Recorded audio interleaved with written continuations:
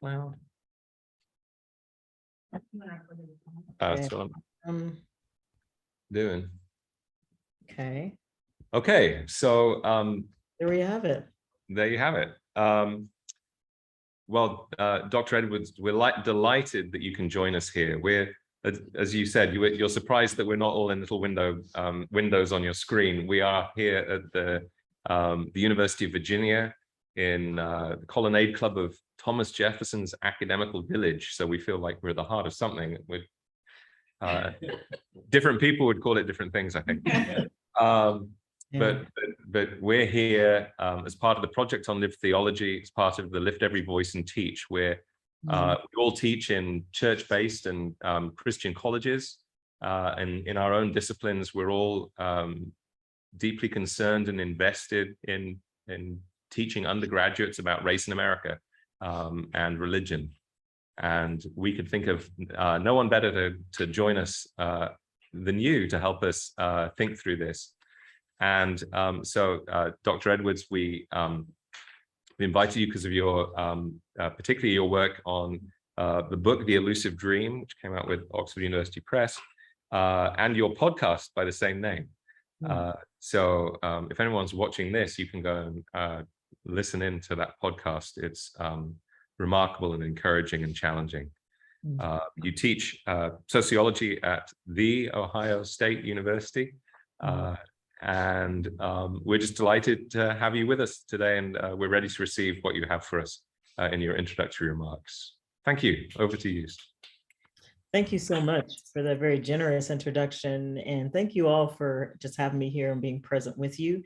I'm really excited just about, the reality of this working group, that you are present with one another. One of the things that I've found in my most recent work with the Religious Leadership and Diversity Project is it's so important to find community and to find community out of and in spite of certain spaces. And it's really important for your senses of who you are, but for encouragement, stay grounded, to continue to see yourself as the beloved of the Most High. And so I'm just so delighted that this has been started, that you're doing it and you're being present with one another. And I just I'm encouraged just by being with you virtually today. So thank you for having me. As was mentioned, by Peter, I'm just going to talk about using the elusive dream and some of what's behind the elusive dream as a start off for our conversation today. But if you haven't read the book, the punchline is this: that multiracial churches work to the extent that white people are comfortable. And as much as I have wanted that to not be the case, even though I did this work a while ago, and I find myself continuing to be in navigating multiracial churches and those spaces, that this continues to be something that we witness. And in fact, in more recent times, we have seen over, the past few years, maybe 3 years, this is pre-pandemic. Everything we talk about now is pre or post-pandemic. Orienting myself, it was pre-pandemic, where we really began to see lots of people really thinking about, is this a space for me, and particularly Black people? Is this a space that I can be in? Really considering, processing, wondering if they can be, as we've seen different changes and different emergence of certain sort of sociopolitical ideas and ideologies in these spaces. And so we continue to see this pattern. My sort of start in looking at multiracial churches, I have to say, honestly, I started off looking at them as spaces that I thought would be sort of an answer. And maybe that's where a lot of people start, because, we know that religious organizations are largely segregated racially. They're quite homogenous. They're some of the most homogenous organizations in our country. And even though we have seen an increase in diversity over the past 20 years and even 10 years in religious organizations, going from about 7% being multiracial to about 15-16% being multiracial, using an 80-20 sort of cutoff, we still see that they're continuing to be quite homogenous, that people are going to come to religious spaces that with others that share their same race and ethno-racial background. But as I said, I started off with the idea that, hey, wow, there must be something going on there, that these organizations have the key to what we're looking for. They have the answer, because, I grew up in the Black church. I'm really grateful for that. I love the Black church even still. And what the Black church tradition has and offers, particularly to not only just African American people, but to people more generally in this country. At the time when I was thinking about this, I was actually attending a largely white church, and only really did that because my work was out in the suburbs, and that's those are kinds of churches that were out there. That was the church I knew about. And so I went to this church, and what I really heard a lot of was like, hey, we're not supposed to, as individuals, be racist. Hey, be nice to people that are not white or different from you. That was basically it. And they talked a lot about wanting to be a more inclusive place, wanting to deal with issues of diversity, but they didn't really ever do that. I would see people up on stage periodically that were people of color. And then they would, it would be a Black guy in the back playing the bongos or something like that. And I know you might want to chuckle, but that was actually the case. And so, I really just kind of one of the things that really, got me to thinking. And then I ran into somebody, actually, it was a Black guy. And at the time I was an engineer. He too was an engineer. And I ran into him, and he was like, hey, Korie, I just want to let you know about this multiracial church, right? And so I decided, I was like, hey, wow, this is amazing. Like, I never even really knew those really existed.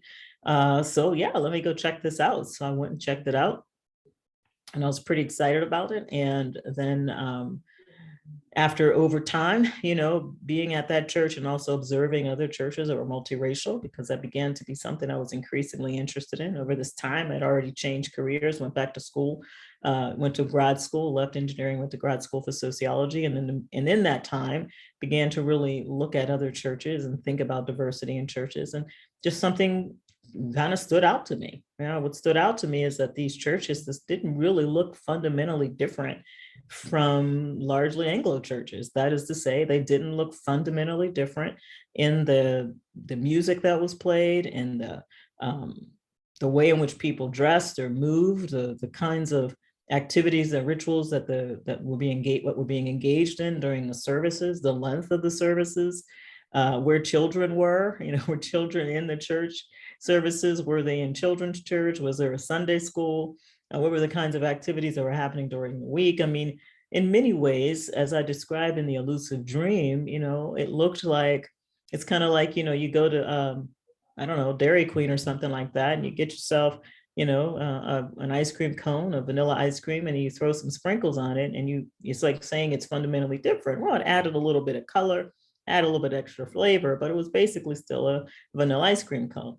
And that's kind of what I was beginning to see. And so when I was doing The Elusive Dream, I really began to kind of really pay closer and closer attention and do this ethnography of this congregation, as well as engage in national congregation study data to see, what are the patterns and why is this happening? And if you have read the book, in The Elusive Dream that I chose a church that was largely Black, and in many ways because I did want to see to what extent does it matter what the racial composition is. Well, this is a church that was largely Black, led by a Black person. And nevertheless, the church still had that kind of had that kind of culture that really mimicked or was more in line with what I saw in largely white congregations. And so that's my story and how I ended up doing this. And so even though I started off doing the study, actually really thinking, oh, okay, this is going to be quote unquote the answer, or these people have something that the rest of us don't have. By the end of the book, as you know, I that's not what I could say.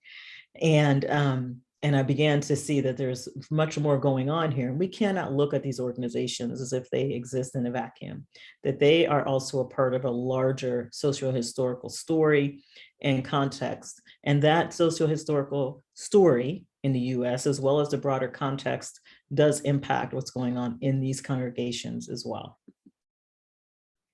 And that's because race is a society-wide system. In some ways, I'm sharing some things with you that you all already know, but I think it's important for us to sort of orient ourselves.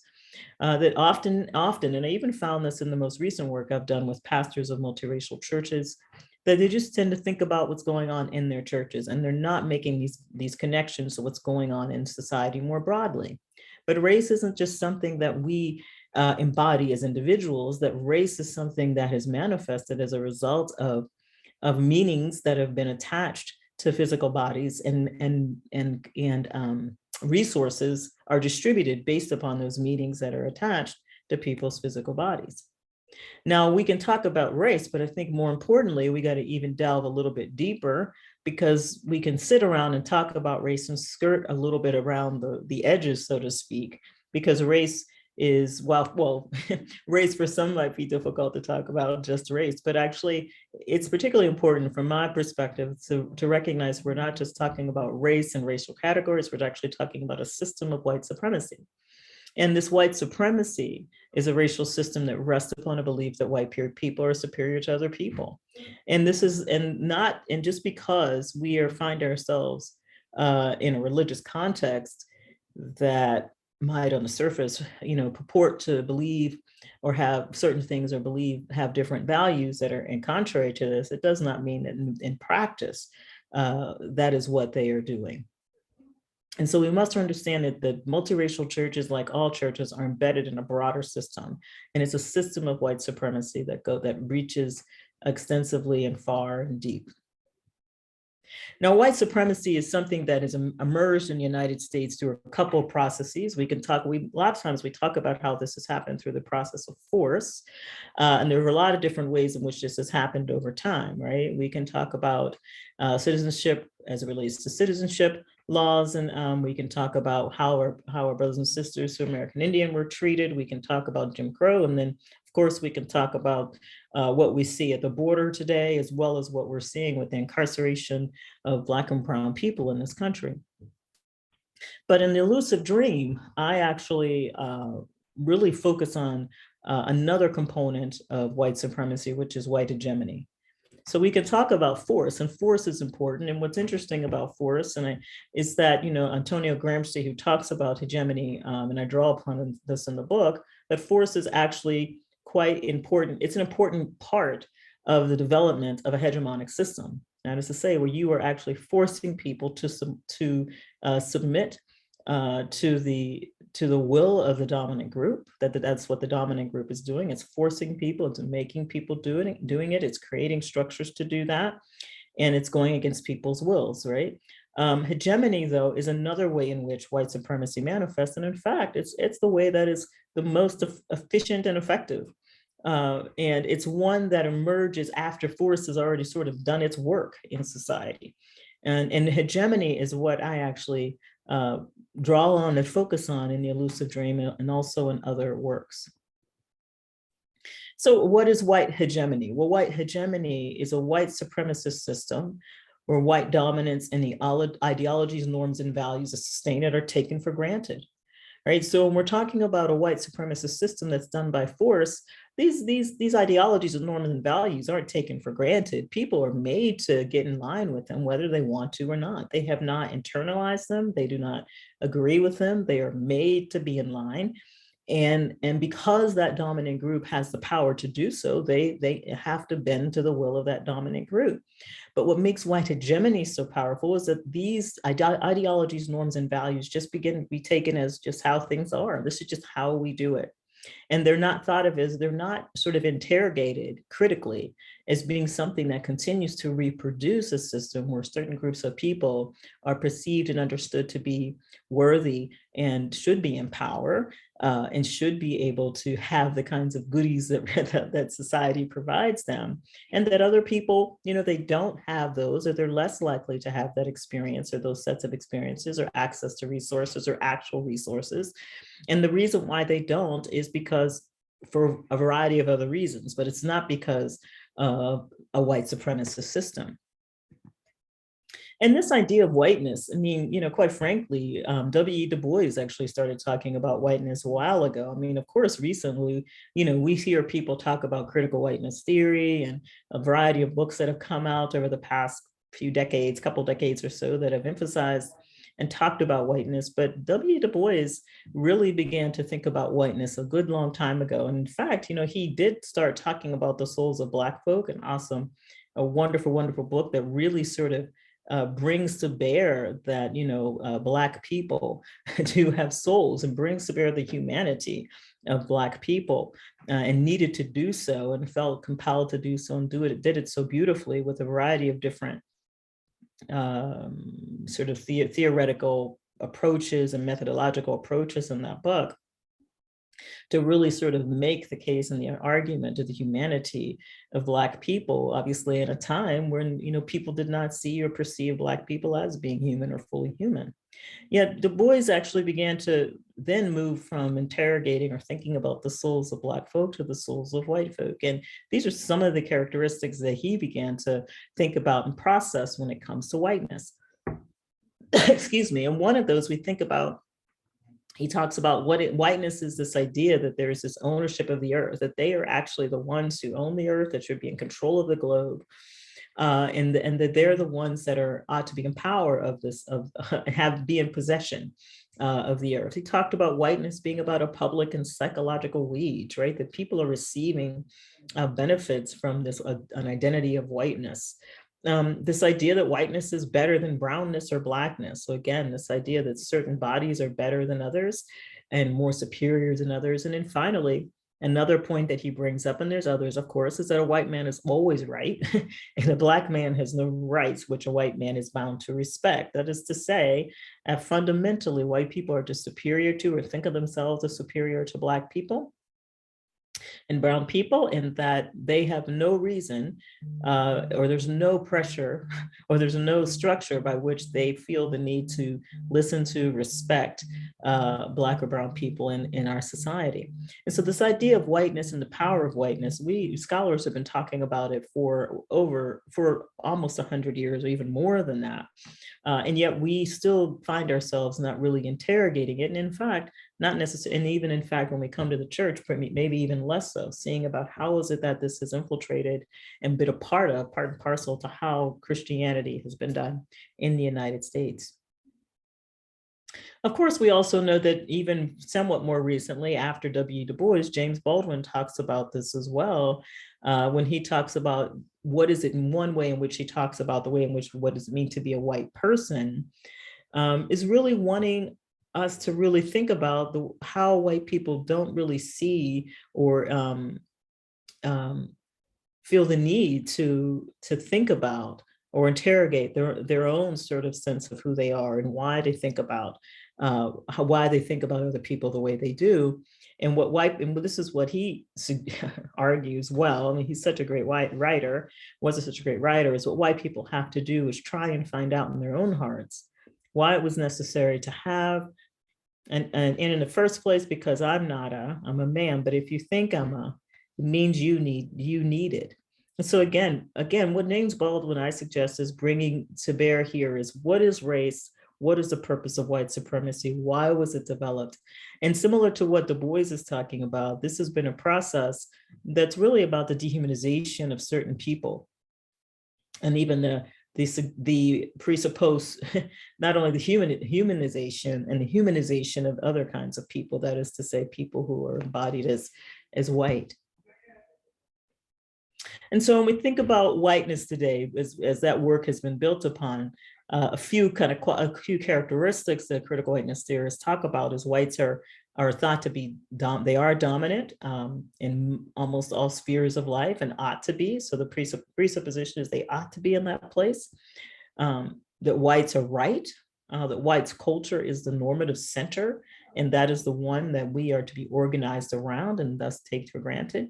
And then it's an unnamed racial identity that needs a named racial identity. And so there's a real power of not being named, right? And being able to not only be in control and be dominant, and yet that remain invisible in some way. It gives it a real power that is very difficult to address. Hence the title elusive in some ways in my book.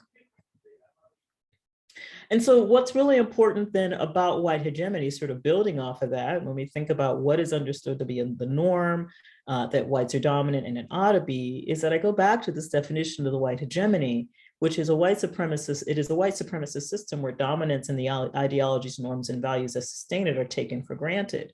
But what's particularly important about this is these things are taken for granted, not just by white people.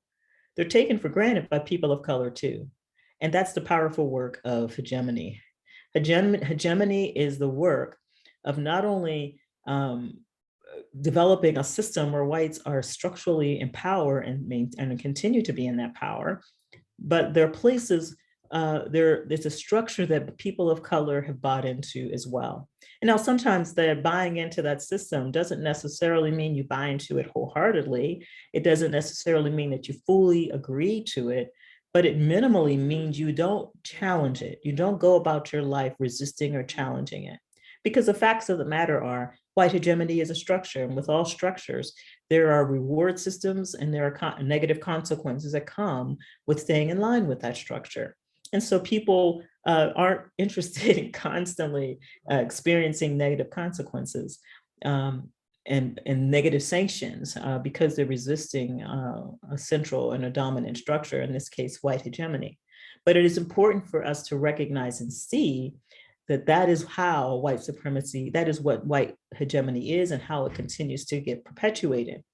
And thus, going back to the elusive dream in multiracial churches, is that this church was a place that, while on the one hand it's wanting to, and these churches are places that on the one hand are articulating they want to resist injustice, and they want to resist cultural norms that recenter and center whiteness. They want to resist developing systems and structures that privilege white people, even though they might articulate it, and some do not articulate that even, but even if they do, that the power of white hegemony continues to move in such a way that it reproduces churches that sustain a system of white privilege and white dominance. And that's because, again, these organizations, they're just an organization within a that is embedded in a macro level structure of whiteness and patriarchy. And that these systems that have historical roots and have roots that go beyond just their organization, they go across into institutions, are very difficult to resist. And as I'm imagining those of you who are here in this working group, you're a part of religious university, so you are a part of an institution that is diverse, but also embedded in a macro level structure of whiteness and patriarchy. You are resisting and dealing with these kinds of structures as well. And in many ways, I imagine they're impacting you quite directly. And so I just want to sort of end my sort of introductory remarks, having us sort of to process and think about, where is it that these institutions and organizations exist in the broader macro level structure, in this case, in structures of whiteness and patriarchy, and then have a conversation about what this means. How do we resist? How do we go about making change in these spaces? So thank you. And I'll leave it at that.